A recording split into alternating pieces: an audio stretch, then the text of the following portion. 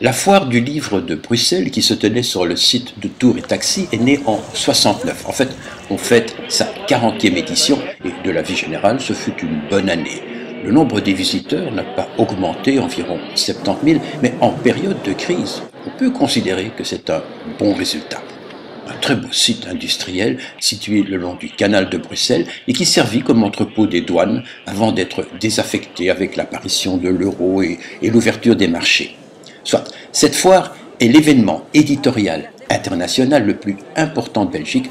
Certains petits éditeurs prétendent que c'est avant tout un grand barnum, beaucoup trop cher pour eux et qu'on s'y occupe plus de commerce de l'édition que de la littérature. Peut-être, il n'empêche que beaucoup d'auteurs de Chloé Délices ont réussi à s'y faufiler en s'installant sur le stand de la SABAM.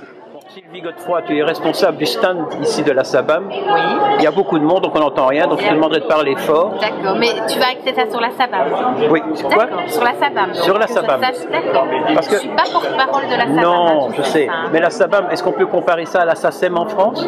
Oui, c'est une société concurrente. Oui, c'est ça. Nous sommes des sociétés de gestion collective et nous avons entre nous des contrats de réciprocité.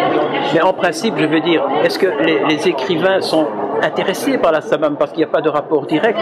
On peut comprendre qu'un auteur-compositeur soit inscrit à la SABAM puisqu'il touche des droits d'auteur, mais un auteur pas en principe. Alors, il y a plusieurs bonnes raisons de s'affilier à la SABAM. Déjà, l'auteur traite effectivement ses droits directement avec l'éditeur, mais il y a le droit de reprographie. Alors, le droit de reprographie, c'est un droit sur la copie privée, sur la photocopie.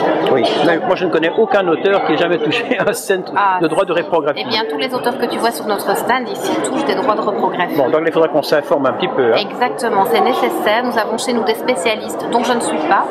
Moi, je m'occupe de la communication et des relations avec les auteurs et je m'occupe de les informer que ça existe. Bon. Après, tu vois derrière moi une dame qui, elle, est spécialiste de reprographie. Bon, on lui posera la question. Voilà. Maintenant, ce que je trouve particulièrement intéressant, c'est que bon, vous avez un stand ici à la foire du livre. Oui. Avoir un stand, ça coûte très cher. Ça coûte et cher. les petits éditeurs ne peuvent absolument pas se le permettre. Exactement. Et vous offrez en fait des places. On offre une visibilité aux auteurs qui sont membres chez nous, donc avec un planning déterminé, communiqué, qu'on annonce un peu via divers canaux.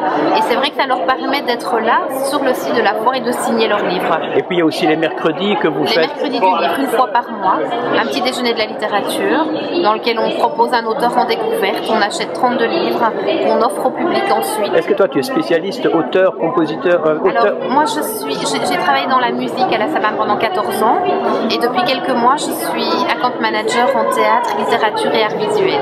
Donc je dépends toujours du Donc tu t'occupes plus spécialement, disons, des écrivains, exactement. Et également des peintres peut-être? Également des peintres, des photographes, des sculpteurs, de tout ce qui touche aux arts de la scène, aux arts visuels et à la littérature. Voilà, ok. Et je suis à disposition, donc chaque auteur peut me contacter.